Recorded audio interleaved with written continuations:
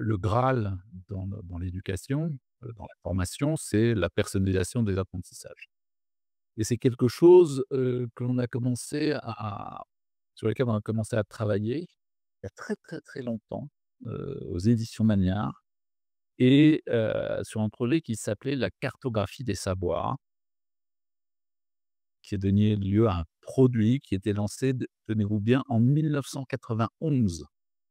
Et en fait, on a cartographié des savoirs du primaire en français, en mathématiques avec des grosses mailles. On faisait passer les élèves achetaient un cahier, ils répondaient au questionnaire et à la fin, ils ils envoyaient par courrier la page de réponse. On encodait ça dans un Apple IIc et ensuite l'ordinateur analysait les réponses et ressortait une série d'exercices que l'on renvoyait par courrier et cetera. Donc le produit n'a pas véritablement marché à l'époque, mais on commençait à toucher du doigt ce que pouvait être un début, un embryon de personnalisation des apprentissages. Ensuite, à l'intérieur de dans la foulée du projet MaxiCours, j'ai lancé, EduClever qui a repris, l'esprit de ce projet et cette fois-ci, on a, cartographié, et on a créé une sorte de GPS de l'éducation. On a cartographié tous les savoirs en mathématiques et en français pour le collège. C'est un projet qui a mis 4 ans, qui était long, coûteux, fastidieux à faire, et qui nous a permis avec des tests, comment dire? Qui étaient réussis, de pouvoir démontrer que l'on pouvait, créer de la personnalisation des apprentissages à partir de l'IA. Sauf que ce n'était pas de l'IA générative, c'était, de l'IA, qui est basée sur des ontologies, qui est un autre type, d'intelligence artificielle.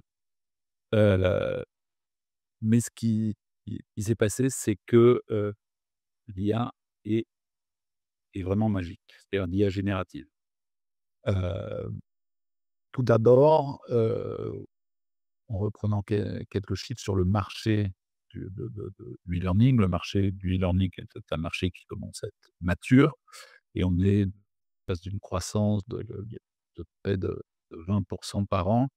Avec l'IA générative, on va quasiment doubler cette, cette croissance et ce qui est magique avec l'IA, c'est que tout ce qui était long et fastidieux à faire pour la personnalisation des apprentissages, aujourd'hui peut se faire grâce à des outils quasiment instantanément, grâce à des outils, qui intègrent de l'IA, générative. Il y a 10 ans, ce que l'on faisait en 4 ans, bah, aujourd'hui, en quelques jours et voire Son en parlera plus longuement après, quelques instants, pour certaines formations. J'ai rêvé à l'époque où j'étais, éditeur scolaire, j'étais en charge de la diffusion des ouvrages lorsqu'il y avait des réunions de représentants et qu'il fallait présenter les nouveaux produits, lors de réunions avec une quinzaine de personnes qui s'étalaient sur 2 jours où il y avait une sorte de petit peu de bourrage de crâne. Chaque chef de produit présentait ses produits les uns après les autres et les commerciaux avaient beaucoup de mal à retenir tout ce qui leur était présenté. Et à ce moment-là, je me disais: «Mais ce serait tellement génial d'avoir un petit outil qui permettrait aux comment dire? Aux commerciaux d'apprendre des fiches produits et de vérifier assez facilement s'ils maîtrisaient ou pas les, les caractéristiques des produits». Et aujourd'hui, avec les outils qui existent aujourd'hui, les outils d'IA générative adaptés à la formation, ce sont des choses qui se font extrêmement facilement. Donc quel que soit le type de formation, aujourd'hui, grâce aux outils d'IA générative et Son va vous présenter Didas, pour ceux qui ne connaissent pas encore, on rentre dans un monde magique, un monde fabuleux et moi qui depuis, plus de 30 ans et commençait à toucher du doigt tout ce qui était personnalisation des apprentissages, bah, je peux dire qu'aujourd'hui je vis dans un monde qui est un monde magique. Voilà, et je passe, la parole à Sam. Mmh. Merci beaucoup madame. Bien écoutez, bonjour à tous, ravi de participer à ce webinaire. Donc, moi je m'appelle Sun Lee, je suis le CEO et cofondateur, de la startup Didask. Donc Didask propose une plateforme de e-learning bien en termes B2B, qui est à destination d'organismes de formation et d'entreprises pour, les aider à créer leur, propre, formation en e-learning sur leurs connaissances internes et ainsi mieux former leurs collaborateurs, sur leurs connaissances internes qu'ils ont besoin de leur transmettre. Par exemple, comme le citait Benjamin, dans le cadre de formation produit, par exemple, typiquement, à destination de la des commerciales, c'est un des exemples, mais il y en a beaucoup d'autres. Soit jouer le rôle de plateforme, LMS, un learning management system, central, soit s'interopérer avec des plateformes ou LMS en place, effectivement un peu plus gros qui auraient déjà une place, qui n'auraient pas à changer. Notre particularité étant qu'on propose à l'intérieur de la plateforme un assistant pédagogique intégré qui est basé sur les sciences cognitives et sur l'IA, effectivement pour aider nos clients finalement à créer en fait des formations e-learning qui soient vraiment efficaces en termes d'apprentissage et de montée en compétences. C'est-à-dire qu'on fasse vraiment apprendre et ne voit plus le plus en mesure vraiment de, d'appliquer tout simplement, enfin de retenir tout simplement déjà et de mieux d'appliquer concrètement ce que vous êtes censé avoir appris, dans votre, travail, au quotidien.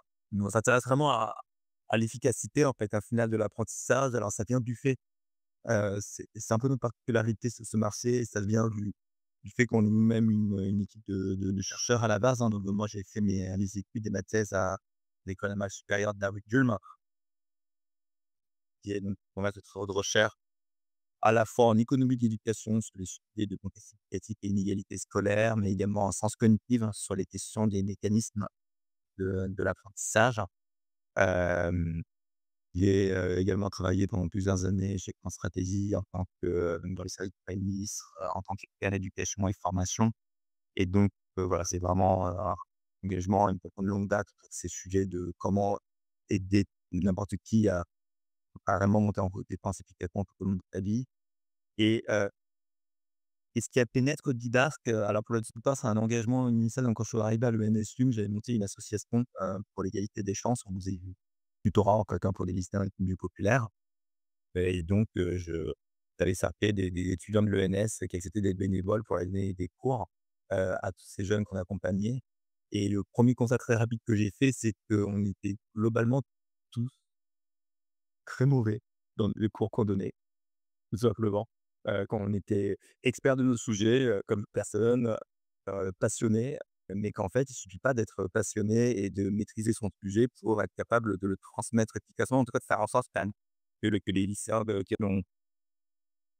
on travaillait arrivaient à vraiment monter en compétences, peut-être à développer des nouvelles compétences et que ça a été ma découverte très tôt, je pense à 18-19 ans, que l'expertise et la pédagogie, c'était 2 choses différentes, et donc j'ai pendant des années, en fait, fait de l'ingénierie pédagogique, sans savoir que ça en était, à aider en fait, à coordonner tous les travaux qu'on faisait tous ensemble pour essayer de structurer le cours d'une manière où tu avais vraiment mieux monté en compétence les étudiants, les lycéens.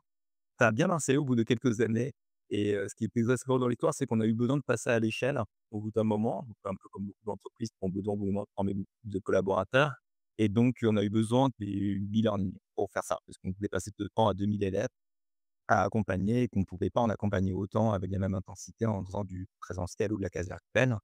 Donc on a voulu faire du e-learning asynchrone et ça a été de nouveau la catastrophe. C'est-à-dire que même mes tuteurs qui étaient les meilleurs pédagogues, qui étaient des super pédagogues en présentiel, heu, étaient catastrophiques en fait en e-learning, hein, mais parce que ça vient tout fait que finalement, on a tous, je pense, des références de bons profs qu'on a pu avoir durant notre vie, en présentiel. Mais alors quand il s'agit du e-learning, bah, là vraiment personne n'a aucune référence et donc ça donnait lieu en fait à des e-learning, qui étaient, qui était vraiment très basique, très dato très descendant avec beaucoup de théories, un peu à se tâter avec un quiz un petit peu bidon à la fin, dans lequel, vous aviez à répondre correctement, même si vous aviez rien suivi et rien compris.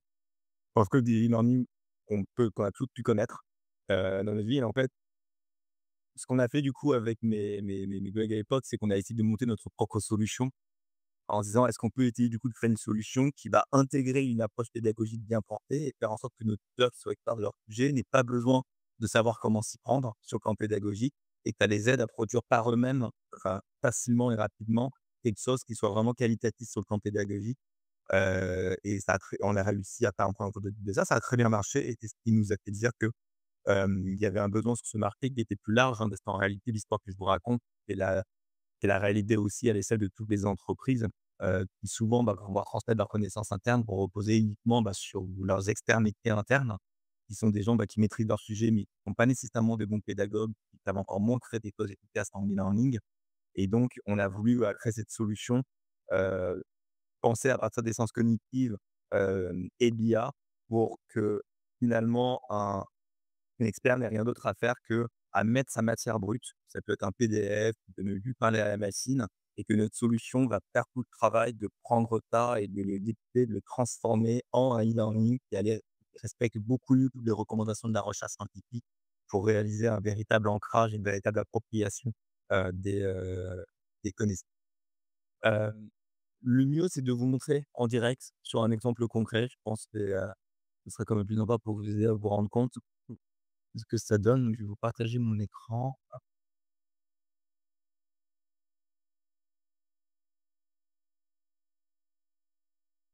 Est-ce que vous voyez mon écran? Tous? Oui. Donc là, on est sur la plateforme.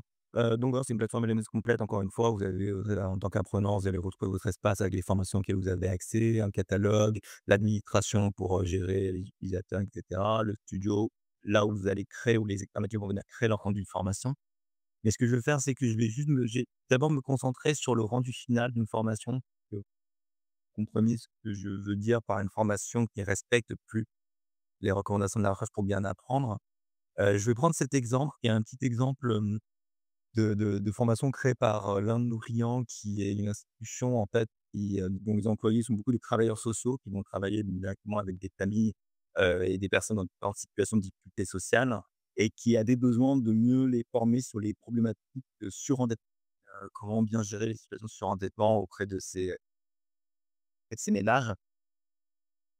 C'est un sujet un peu complexe avec pas mal de sujets techniques, des enjeux relationnels, et donc ils avaient créé en fait, initialement en dehors de l'ITAS, ils avaient déjà créé en fait des contenus de formation qui étaient en fait une série de vidéos, assez bien faites d'ailleurs, hein, sur chacun de ces sujets que vous voyez ici là, les solutions préalables, dépôt, la rentabilité, les orientations et issues. Donc chacune en fait, vous aviez une vidéo bien faite et à la fin, un quiz un peu simple, voire simplique, qui permettait de valider les acquis. Mais en fait, ils se rendaient compte que c'était largement insuffisant et que, leurs travailleurs sociaux, n'arrivaient pas en réalité à mieux vraiment, gérer cette situation et que quand ils leur posaient la question, ce que leur disait leur employé, c'était: «Ça se comprend pas ces vidéos, mais c'est un peu théorique, un peu abstrait, j'ai du mal à faire le lien avec des situations que moi je rencontre vraiment et en fait, j'en ai pas retenu grand chose». Que des choses qu'on entend systématiquement sur quasiment tous les sujets de e-learning sur lesquels nos clients vont nous utiliser, hein, qui peuvent être des traits différents, techniques, formation à des logiciels ou autre. Et donc, ils ont voulu utiliser notre solution pour essayer de créer quelque chose de plus puissant et qui aille plus loin en termes de partage et de formation. Et ça a donné lieu donc donc ils ont intégré leur contenu brut, dans notre système et notre IA a généré quelque chose de beaucoup plus riche. Donc pour vous montrer un petit exemple rapide, ça donne lieu à quelque chose comme ça, dans lequel, par exemple, sur cette partie sur les orientations, là, quand en fait sur les capable d'identifier les situations d'insolvabilité, nous, notre IA a repris, hein, la vidéo de départ qu'ils avaient. J'ai pas le droit de vous la montrer, elle a été collagée il y a une vidéo du groupe interne. Imaginez-vous en tant qu'employé, vous arrivez ici, vous commencez, vous avez cette vidéo, simple qui va vous expliquer, la base de la théorie sur comment identifier les situations d'insolvabilité. Et donc typiquement, là où normalement dans les learning classiques, vous iriez enchaîner sur un autre sujet et continuer à vous bouffer, si vous me permettez l'expression de la vidéo. vous allez ici enchaîner toute une série d'activités qui vont essayer d'assurer que vous avez bien compris et que vous avez bien maîtrisé le être capable d'appliquer le sujet. Ça va commencer par un premier petit module simple avec des exercices d'entraînement, assez simples, mais vous allez voir vraiment bien faits où on va venir vous présenter en fait des situations concrètes. Donc là, par exemple, en tant que travailleur social, vous allez devoir déterminer et les personnes suivantes sont en situation d'insolvabilité. Quelle action devriez-vous prendre dans les situations suivantes? Et on va vous présenter tout un ensemble de petits cas ici. Donc, par exemple, Karim, retraité, vous explique: «Mes dettes me préoccupent même si ma pension couvre mes besoins de base. Est-ce que vous la déclarez insolvable ou est-ce que vous continuez à rechercher des solutions de paiement pour elle?» Donc là, typiquement, une erreur, que vont faire beaucoup de gens après l'étude de la vidéo, ça va être ici de se dire: «Ah bah oui, a priori là, je pense qu'on est dans une situation d'insolvabilité». Et vous voyez, en fait, ça, c'est vraiment très caractéristique de l'approche pédagogique dans Didas. Il n'y a pas la moindre action que vous faites sans qu'on vous envoie un feedback dans lequel l'expert vous dit ce qu'il en pense. Là, par exemple, eh bien, en fait, les dettes de Karim lui sont préoccupantes, mais en fait, est-ce qu'il y a une indication claire qu'ils sont en incapacité de les rembourser? Est-ce que, par exemple, il aurait manqué des paiements? Vous voyez, on vous met sur la voie des critères qui doivent être importants ici à prendre en compte dans cette situation concrète pour pouvoir juger que c'est le cas. Et c'est vous qui allez recommencer jusqu'à arriver sur la bonne option. Voilà, on va vous expliquer comment il fallait réfléchir dans ce cas. Ça, c'est un premier cas. Et puis après, on va arriver dans un cas qui est légèrement plus complexe. Lucille vous dit cette fois-ci: «C'est vrai, j'ai dû manquer des paiements sur mon emprunt, mais c'est parce que mon commerce a subi de lourdes pertes cette année.» Et donc là, la même chose, est-ce que vous l'avez déclaré insolvable ou pas? Donc là, typiquement, ce qu'on observe là dans les données, c'est qu'on voit que les apprenants se disent: «Bon, bah là, quand même, elle a manqué des paiements sur son emprunt, donc oui, là, ça devient.» Et ben non, toujours pas.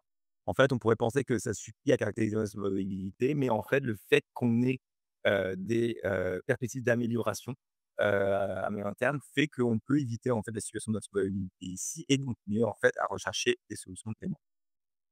Et on va avancer comme ça, petit à petit, dans des cas qui sont à chaque fois légèrement plus complexes et et qui vont vous permettre, en fait, d'adresser tout ce que nous, on appelle, en fait, des erreurs pertinentes que l'apprenant pourrait faire une fois qu'il aura regardé la vidéo.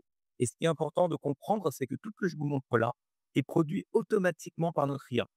C'est-à-dire qu'on n'a rien demandé à l'expert métier interne et le contenu brut qu'il a fourni lui ne contenait aucune de ces informations-là. Il ne contenait pas d'exemples, il ne contenait pas de déclats. C'est notre système d'IA qui a été capable entièrement, en fait, de comprendre à partir de la vidéo, d'imaginer, enfin, d'identifier ce que seraient des erreurs pertinentes et d'imaginer des cas concrets, heu, sympathiques et pertinents à partir de ça et de générer l'ensemble des exercices avec les feedbacks, etc.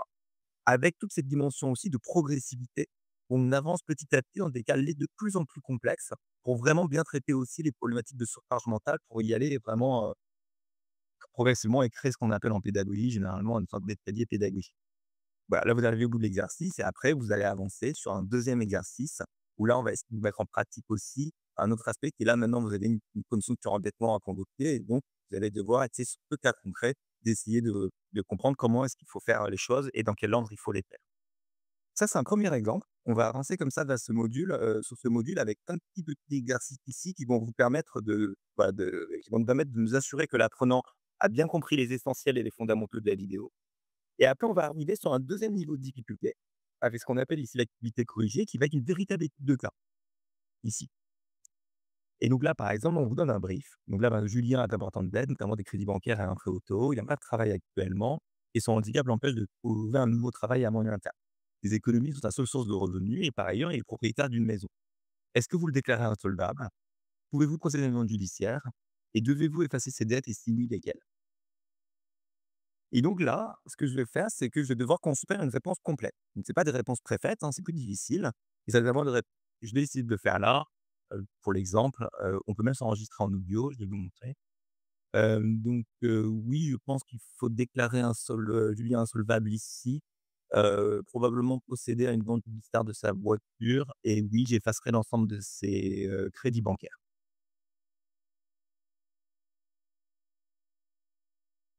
Vous voyez, vous pouvez, hop, répondre.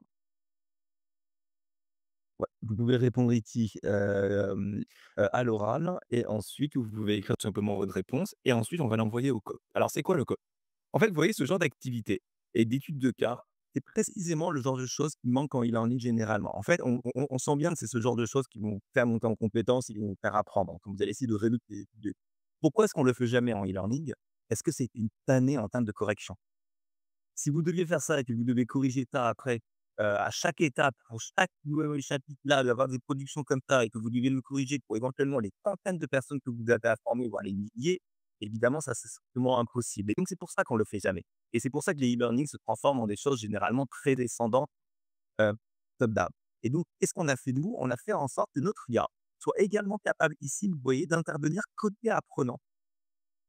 En fait, il a qu'est-ce qu'elle a fait? Elle a ingéré l'ensemble du contenu de la formation et elle va se transformer en une sorte d'assistant de correction pour vous, en faisant un retour et un feedback à l'apprenant sur ta production. Donc là, il va lui dire, par exemple: «Eh ben, écoute, ton analyse, ça manque de bonne compréhension, mais il y a des choses qui manquent et notamment, il y a ce point qui attire mon attention». Donc non, alors justement, celui-là, il est très bien, ça montre que c'est bon. En revanche, il y a ce point-là ici qui a priori est insuffisant. Tu n'as pas à distinguer entre les dettes dépassables et non dépassables, ce qui peut entraîner des erreurs. Est-ce que tu pourrais réexaminer ici les types de dettes et identifier celles qui ne peuvent pas être effacées? Et là, je vais du coup pouvoir avancer, essayer de répondre et de compléter ma réponse et je vais itérer comme ça en plusieurs étapes avec l'IA, comme si c'était une sorte de chargé de TD, vous voyez? Qui va vraiment être là à mes côtés pour essayer de m'aider à jusqu'à réussir à construire en fait une réponse correcte et attendue par rapport à ce cas. Donc vous voyez, ce que je voulais vous montrer ici, c'est que la différence avec des e-learning que vous avez sûrement dû voir et connaître, c'est que c'est une vraie formation, quoi, à proprement parler. Vous voyez ce que je veux dire? Une expérience beaucoup plus profonde. On n'est pas dans ce sorte de saupoudrage qu'on peut voir souvent en e-learning où à la fin on se dit: «Bon, sympa, mais c'est un peu superficiel». Là, on va vraiment beaucoup plus loin dans l'approche d'apprentissage pour s'assurer d'ancrer vraiment les choses, avec même ensuite des systèmes de flashcards qui vont venir dans lequel, je vais devoir essayer de voir si je me souviens des éléments clés, de la théorie. Voilà, avec une diversité d'activités comme ça qui vont vraiment assurer l'ancrage et la mémorisation. D'ailleurs, petit point de détail aussi en termes de découpage pédagogique, vous voyez que ces types de cas que je vous ai montrés là, c'est généralement typiquement le genre de choses en fait, au fond, après la vidéo, c'est de ça que je voudrais que l'apprenant soit capable de faire, de répondre à des types de cas. Pourquoi est-ce que notre IA ne l'a pas proposé juste après la vidéo? C'est parce que en fait, si vous faites ça, vous mettez l'apprenant en ce qu'on appelle en surcharge cognitive, parce que c'est très difficile après, vite d'avoir assemblé un premier bout de théorie, d'être capable de tout résoudre des études de cas comme ça. Et en fait, c'est assez contre-productif en termes d'apprentissage, d'aller trop vite en termes de difficulté. Et c'est pour ça que notre IA a proposé de cranter les choses avec un premier niveau d'exercice plus simple, avec des réponses pré-faites dans lequel, en fait, on va élaguer les premières ce qu'on appelle illusions de maîtrise en sciences cognitives pour être sûr de les éliminer avant d'arriver à cette étude de cas plus difficile. Ça, c'est un exemple de ce que ça peut rendre côté apprenant. Évidemment, si j'étais sur une formation à des soft skills, si j'étais sur une formation technique, si j'étais sur une formation, même sur en termes d'administration, à des assistants de RH et cetera, notre IA aurait pu s'y prendre de manière différente en termes de méthodologie, avec d'autres types d'activités, en donner une autre de manière et cetera. Elle va vraiment s'adapter à chaque sujet, en fonction du besoin. La dernière chose que je voudrais vous montrer, avant de peut-être laisser la place évidemment à des questions si vous en avez et vous montrer au niveau de la conception comment ça se fait. Parce qu'évidemment, la difficulté de ce que je vous ai montré, c'est que en fait, mais tout ça, c'est très dur et donc, dans les premières versions de la solution qu'on avait lancée en 2020, en 2021-22, c'était à l'expert de lui-même rédiger tout ça. L'idée, on le faisait, mais du coup, c'était un effort qui était démesuré et c'était bien trop difficile. Donc effectivement, comme il disait maintenant, l'arrivée de l'IA générative nous a permis en fait de débloquer énormément de choses, qu'on a transformé en fait nos mécaniques d'ingénierie pédagogique, de conception et en des systèmes de workflow de prompt et qui vont automatiser ça pour le concepteur.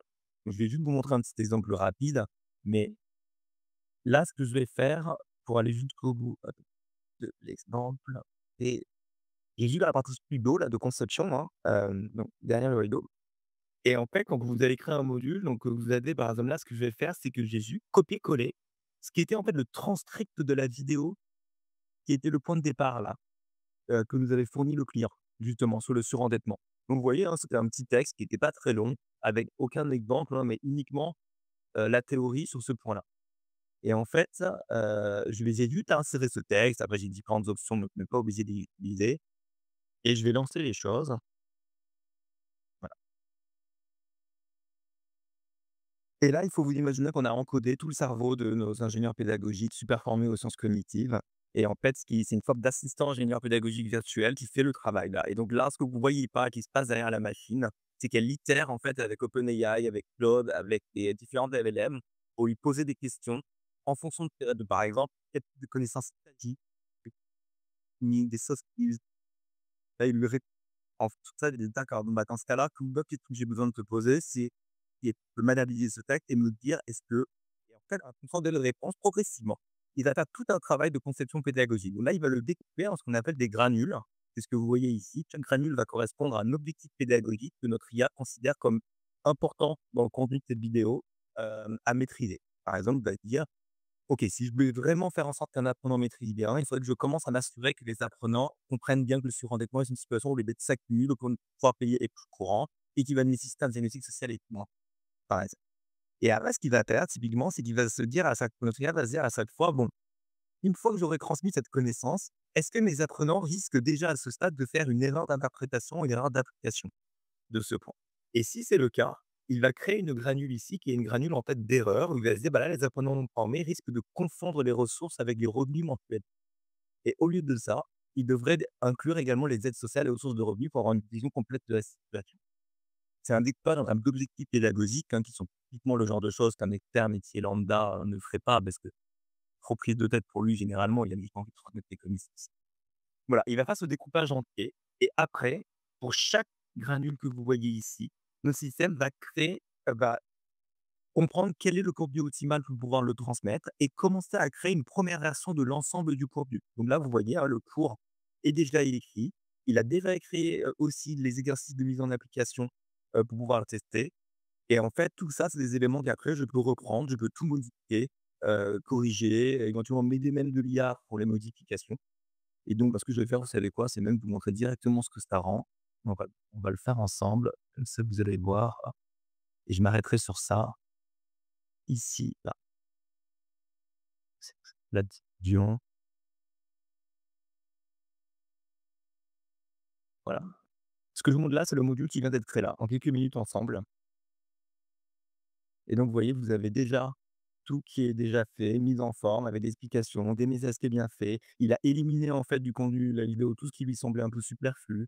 Il vous a déjà créé des exercices de mise en situation dans lequel à chaque fois, il vous a déjà prévu les feedbacks et les explications à donner en fonction de chacune des actions possibles et vous pouvez avancer comme ça et bien faire ça à l'échelle de l'ensemble d'une formation où vous mettez juste un PDF entier, il vous fait un découpage par module et il vous fait comme ça une première version qui permet aujourd'hui à nos clients d'avoir un gain de temps considérable pour pouvoir accepter très rapidement des formes, des modules qui permettent de transmettre des connaissances, mais avec une profondeur pédagogique qui va bien plus loin et qui leur permet de s'assurer beaucoup plus que les apprenants montent réellement en compétence.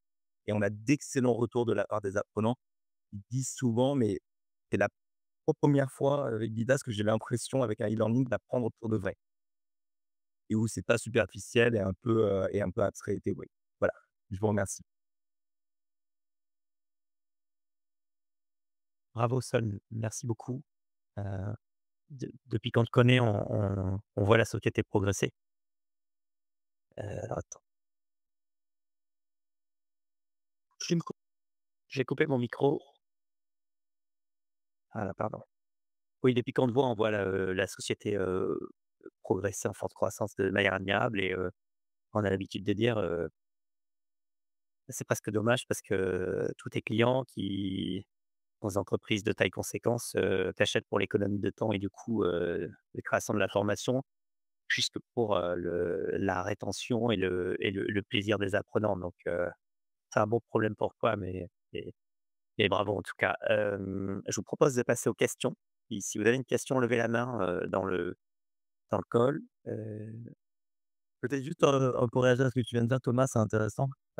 Et c'est, enfin, tu as raison, c'est en partie vrai. Après, c'est vraiment un cumul des 2 quand même. Ça vient là où ça commence généralement quand nos clients viennent nous voir en tant qu'entreprise, c'est que souvent, en fait, ils vont déjà déployer, par exemple, des plateformes où ils s'aperçoivent qu'ils n'ont aucun engagement. Ils ont créé un peu de contenu dessus et en fait, ils voient qu'il y a personne qui vient vraiment dessus et en fait, quand ils s'interrogent, ils voient bien qu'en fait, le problème, c'est qu'à un moment, c'est la qualité du contenu qui compte, quoi. Vous pouvez déployer autant de choses que vous voulez, si quand les apprenants viennent, ils ont l'impression d'avoir perdu leur temps.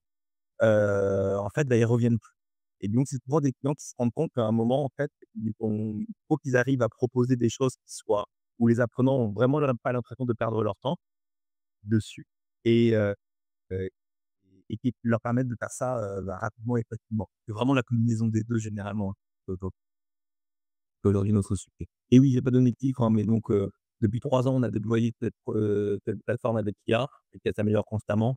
On connaît une croissance très forte depuis, hein, avec le temps de croissance pour 2 ans et on a plus de 160 clients aujourd'hui.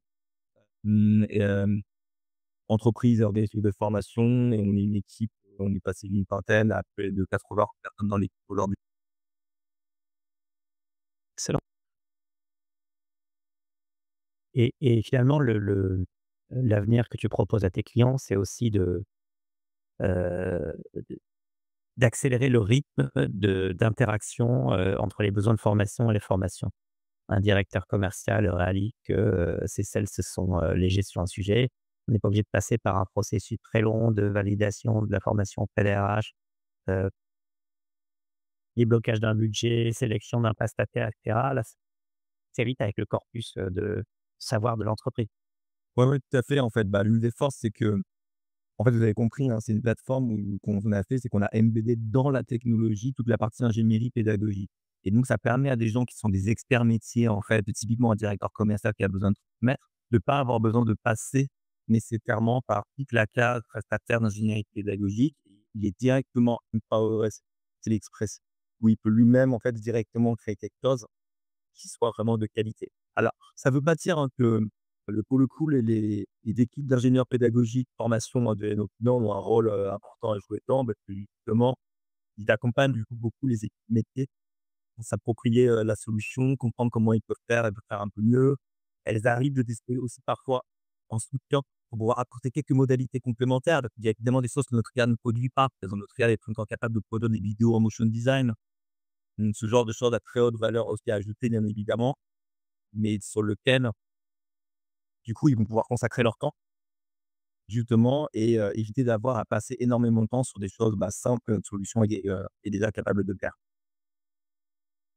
Et dernier cas d'usage qui était très intéressant, c'est pour certains de tes clients, la solution est utilisée pour former leurs propres clients sur des notices techniques de matériel ou choses comme ça. Oui, oui, oui, tout à fait. C'est un des gros cas d'usage également, hein. C'est pas que la formation interne, mais c'est la formation de des clients, parfois des vendants dans les réseaux de distribution. Par exemple, je pense à Pélin qui est l'un de mes clients clés, qui est un groupe qui produit des machines pour le secteur viticole. Des machines qui sont vendues, ils ont des commerciaux en interne, mais en fait, ils sont vendus via des réseaux de distribution. Donc ils ont des gros enjeux, former les réseaux de distribution à leurs outils et notamment faire en sorte que ces commerciaux soient particulièrement envie, se sentent bien formés sur leurs outils plus que sur les autres évidemment pour pouvoir les promouvoir en particulier et donc ça fait beaucoup pour ça et sur les formations. D'ailleurs à l'international, hein, la plateforme est traduite en 18 langues aujourd'hui et même tout ce que vous créez, vous pouvez le créer en plusieurs langues et des l'IA vous aide automatiquement dans toutes les traductions également, voilà, en quelques clics. Excellent. Est-ce que est-ce que vous êtes en surcharge cognitive ou est-ce que vous avez une question pour Sod? Alors je vois, Gabriel et Thierry qui ont des questions. Gabriel, tu veux commencer? Merci pour la présentation. Moi, ça me paraît assez clair en termes d'usage. J'ai quand même juste une question parce que ça se souvent sur les sujets d'IA et sur des RH, mais si j'ai bien compris, il y a plusieurs moteurs d'IA qui contribuent à les formations et la question c'est, alors sur des choses standards, ça peut aller, mais sur des dépendances plus sensibles ou des contenus plus sensibles, donc déjà sur ces sujets. Ouais, ouais, ouais, bah, c'est un énorme sujet, hein, effectivement, vous avez tout à fait raison. C'est un sujet qui touche d'ailleurs toutes les entreprises, comme nous, hein, qui utilisent les LLM et c'est un sujet qui avance en permanence parce que, bah, depuis l'arrivée de l'IA générative, tout le monde a envie d'utiliser l'IA et on voit bien qu'il y a ces craintes qui se sont soulevées. Pour le moment, bah, d'ailleurs, OpenAI, Claude, Mistral, ça sont confrontés en premier lieu déjà à ça, où l'étude les garantit que les que les données, qui transitent via, on va dire, les fournies par les utilisateurs ne sont pas conservés et pas utilisés pour entraîner leur propre système d'IA. C'est-à-dire qu'ils sont envoyés pour répondre à la question, mais ensuite c'est effacé. Normalement, c'est leur engagement. Après, qu'est-ce qu'ils font de vrai? Je peux pas le voir, mais en tout cas, c'est leur engagement normalement et légal de faire ça. Nous, effectivement, on fait, tout le monde pour s'assurer, de tout ça. On est en train de passer la certification ISO 27001, aussi, sur, voilà, pour garantir aussi les maximum de niveau de sécurité sur tout cela. On est quand même en train d'explorer aussi en parallèle la possibilité, aux clients de pouvoir utiliser des, systèmes d'IA, open source, qui seraient installés localement et qui seraient pas dans le cloud. C'est en R&D. C'est pas totalement évident parce que, encore une fois, c'est très récent et que la qualité et la puissance des différents de ces systèmes qui sont sortis aujourd'hui sont pour le moment encore en dessous en termes de qualité de ce qu'est Daily. Heu et donc heu et donc pour le moment, on n'est pas encore complètement satisfait, mais bon, ça évolue très, très vite. DeepSeek est sorti il y a pas très longtemps et donc on est, voilà, en train d'explorer et le tester donc bah, tout ça serait et on sera capable en gros, notre objectif, ce serait d'être en mesure effectivement prochainement de proposer à nos clients une alternative IA de qualité suffisante pour pouvoir créer ce qu'on fait faire ce qu'on fait, et qui soit installée en revanche sur, nos propres serveurs pour éviter que ça transite avec l'étranger. Oui, étranger et de smartphone, ouais. Ouais, je veux être sûr au moins d'être en Europe et pas ailleurs ou des choses. Oui, oui, oui, c'est ça. Ou même d'ailleurs que tout simplement, d'avoir ça sur des serveurs dédiés pour un client donné, sans que ça se percute avec les autres instances, les autres clients. Il y avait une autre question, je vois? Oui, Thierry? Ouais, donc c'est déjà ce qui est vraiment, très, très intéressant, je suis impressionné.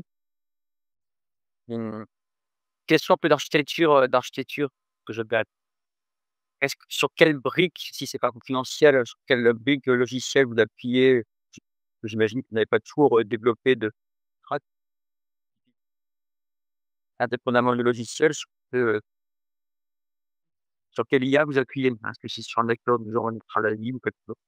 Oui, c'est ce que j'ai. Alors, donc en fait, toute la technologie est développée en interne, hein, elle nous appartient, elle est en propre. La seule chose en revanche qu'on développe pas effectivement, c'est le LLM. Vous avez tout à fait raison. Nous, en fait, ce qu'on développe, c'est toute la surcouche, de prompts d'ingénierie pédagogique qui va venir dialoguer de manière itérative avec des LLM. Donc initialement, on utilisait, OpenAI uniquement. On avait uniquement avec OpenAI. Récemment, on a commencé à diversifier avec Claude, avec, Anthropic, de Claude qui a fait d'énormes progrès et en fait, on interroge les 2. Ça dépend des étapes. En fait, sur les différentes étapes de l'ingénierie pédagogique, il y a des étapes que Anthropic gère mieux et des étapes que, OpenAI gère mieux. Mistral est en cours de test aussi là, il y a des choses d'autres choses sur lesquelles il est meilleur. Initialement, on s'est donné la possibilité de choisir entre les 3 et en fait, il s'avère qu'on a plutôt besoin d'un peu des 3 pour optimiser, parce qu'ils sont pas les mêmes qualités. Il y a 2 questions, c'était sur l'interface, utilisateur, je dirais, hein. Donc là, ça reste autant le fonctionnement est très révolutionnaire, dans l'interface visuelle, il y a assez classique, hein. Ouais, l'écran, ça peut laisser une dalle. Et est-ce que vous envisageriez, à une interface, faite CAN, c'est-à-dire à la limite, je discute avec mon formateur, quoi. C'est-à-dire que votre serveur, c'est le formateur et puis, voilà, il raconte un truc, il pose une question, je réponds, donc ça, c'est peut-être assez compliqué à faire. Du coup, vous reproduiriez l'apprenant qui est dans une salle de formation où ils sont des apprenants et un formateur. Et est-ce pas une étape, transitoire qui est peut-être plus simple? Vous envisageriez la même chose, mais en mode chat? C'est-à-dire que vraiment c'est plutôt qu'un écran avec des clics, hein, de structurer au fil de l'eau. Voilà. Que pensez-vous de la situation de Adèle, et cetera, de je discute avec le formateur qui est la plateforme. Merci pour cette question. Parce qu'en fait, c'est précisément le gros projet, sur lequel on est aujourd'hui. Alors là, on vient de conclure une grosse levée de fonds, à ce plus voilà et notamment l'un des grands aspects de technologie qu'on a fait un prototype fonctionnel là, des clients, c'est vraiment, d'aller encore un cran plus loin sur le learning assistant. Donc vous avez vu une première brique là, d'activité corrigée que je vous ai montré où il intervient en tant que correcteur. Sauf que là, l'idée, c'est vraiment d'aller un cran plus loin, c'est que ça soit vraiment il puisse fonctionner comme un bot qui puisse s'intégrer directement dans les outils métiers utilisés par le monde. Donc par exemple des commerciaux sur le CRM, par exemple du commercial et en fait qui fonctionne en premier lieu comme un assistant commettant, un knowledge assistant on est capable aujourd'hui d'ingérer toutes les connaissances produits, par exemple, d'une entreprise qu'elle met dedans. Et ensuite, le commercial, par exemple, qui à l'issue d'un rendez-vous commercial n'a pas su répondre à la question d'un client, il va pas forcément aller suivre une formation entière en réalité. En revanche, il a juste ce bot à qui il peut poser la question: «Bon, en fait, qu'est-ce que j'aurais dû répondre à cette question que m'a posée le client?» Notre bot va être capable, en fait, à partir de tout ce qu'il a ingéré, de trouver la bonne connaissance, de la lui transmettre et de lui dire: «Bah, voilà ce que tu aurais dû dire». Sauf qu'il va pas s'arrêter là. Contrairement à d'autres solutions du marché qui proposent ça aujourd'hui, nous, ce qu'il va faire, c'est que comme il est plugué avec tous nos workflows pédagogiques, il fonctionne comme un assistant qui est aussi pédagogique et donc en fait, son rôle, c'est de s'assurer que vous n'ayez jamais à reposer la question une seconde fois. En fait, ce qu'il reste, il va poursuivre la conversation, sous forme de chat, exactement, pour, juste réellement faire une petite conversation avec vous, pour vérifier que vous serez vraiment capable d'appliquer et que la prochaine fois, vous saurez vraiment répondre. En fait, ce qu'il va faire, par exemple, c'est qu'il va vous proposer un petit cas un peu différent, où il va prendre le cas du client que vous lui avez présenté, mais le transformer légèrement et pour vérifier est-ce que dans un cas légèrement différent, vous êtes toujours capable de répondre, logiquement à la question. Et ce qu'il va pouvoir faire aussi, c'est qu'il va pouvoir, par exemple, 1 ou 2 jours avant le prochain rendez-vous avec un nouveau client, faire une petite piqûre de rappel pour vérifier est-ce que vous êtes capable de le récupérer de mémoire et générer ce qu'on appelle en sens cognitif l'extrasfrontal, qui va permettre de faire en sorte que le jour du rendez-vous, vous avez beaucoup plus de chances de pouvoir vous remémorer de l'information par vous-même, évidemment. Et donc, c'est de faire comme ça, vous voyez, de l'apprentissage par petits s'insérer dans le quotidien du travail, en mode apprentissage informel, quoi. Et puis intégrer dans les outils de tous les jours quasiment, quoi, et du coup, je pense que vous auriez un marché énorme en entreprise, hein. C'est-à-dire que tous les outils professionnels, avec la petite icône, je sais pas quoi, donc à la fois du support en ligne instantané, je profite de la question pour apprendre au collaborateur quelque chose et m'assurer qu'il a pris. Là, il y a vraiment un potentiel et je pense qu'il y a quand même de potentiel aussi au niveau des aides en ligne sur tous les sites commerciaux, hein, toujours extraordinaire. On voit un petit chatbot à vous cliquez, ça va jamais très loin, je me raconte. Ça peut je pense qu'au-delà de la formation, votre outil va évoluer vers ce genre de ouais, tout à fait. C'est vraiment la vision qu'on a pour notre produit. On est vraiment convaincu que la solution qui arrivera vraiment à craquer le problème de fond des entreprises, hein, qui sont pas de mettre en place une plateforme LMS en soi, qui est vraiment comment comment je rends mes équipes plus productives, fondamentalement. C'est une solution qui arrivera à mêler ces 2 aspects, l'apprentissage l'apprentissage formel, donc les bons modules sur vos qualités quand les gens ont besoin de se former de manière approfondie, mais aussi l'apprentissage informel en étant capable d'interagir par petites touches dans le cadre du quotidien. Et en plus, les 2 s'interconnectent parce qu'on a là, c'est que quand ça fait 3 fois que vous avez posé la même des questions un peu du même type au bot, il est capable de vous dire: «Bon, là, ça fait 3 fois que tu poses des questions sur ces sujets-là. Regarde, il y a un petit module de 15 minutes qui a» ouais, c'est ça, mais qui est limite. Ça, ce serait ça, c'est énorme, je dirais, et le potentiel est tout aussi énorme. À mon avis. Donc je pense que l'investisseur qui est sur la droite là, sera content. Là et alors merci Pierre pour la transition. On arrive à il est 9h25, on arrive à la fin de ce séminaire, de ce webinaire. Je pense à un séminaire de formation, il y a pas de trouble. Heu, Effectivement, c'est pas encore officiel, mais Adidas qui est en train de réaliser une très belle levée de fonds avec, un acteur significatif, qui a un pied à Paris et un pied de l'autre côté de l'Atlantique, donc va pouvoir poursuivre, le développement de son produit, mais aussi son développement commercial. Nous sommes investisseurs historiques, on investit, en plusieurs fois, dans la société de Son et on compte bien continuer. Aujourd'hui, vous avez la possibilité, pour ceux que ça intéresse, d'investir à nos côtés. Donc vous allez recevoir, très bientôt un email avec le transcript, et la vidéo de ce webinaire. Et puis la dernière recommandation que je me permettrai de vous faire, c'est n'hésitez pas, à parler de l'IDESC autour de vous, aux directions RH et des petites et grandes entreprises. C'est absolument révolutionnaire et extrêmement efficace aujourd'hui. Je crois qu'il y a très peu de rendez-vous que Swan exécute, en entreprise sans convertir une vente, ou sans prendre des parts de marché. Voilà. Merci à tous. Merci à tous. Merci. Bonne journée. Merci à Il est à